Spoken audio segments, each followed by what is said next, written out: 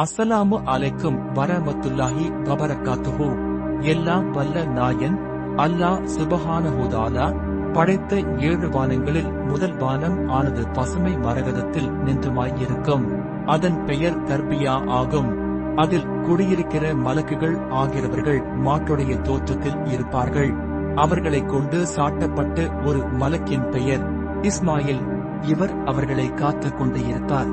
2ஆம் வானம் ஆனது சிவந்த ரத்தினத்தினால் படைக்கப்பட்டது. அதனுடைய பெயர் குயூது. அதில் குடியிருக்கிற மலக்குகள் பருந்து உடைய தோற்றமாக இருப்பார்கள். அவர்களைக் கொண்டு சாட்டப்பட்ட மலக்கின் பெயர் மஜாயில். அவர் அவர்களை காத்துக் கொண்டு இருப்பார். 3ஆம் வானம் மாகூன். மஞ்சள் நிற ரத்தினத்தினால் ஆனது. அதில் குடியிருக்கிற மலக்குகள் எருதுடைய தோற்றமாக இருப்பார்கள். 4ஆம் வானம் தம்லூன். வெள்ளையினால் ஆனது. அதில் குடியிருக்கிற மலக்குகள் குதிரையின் தோற்றமாக இருப்பார்கள். 5ஆம் வானம் ட்ரக்கா. பொன்னால் ஆனது. கொடி ஆட்டின் தோற்றம்.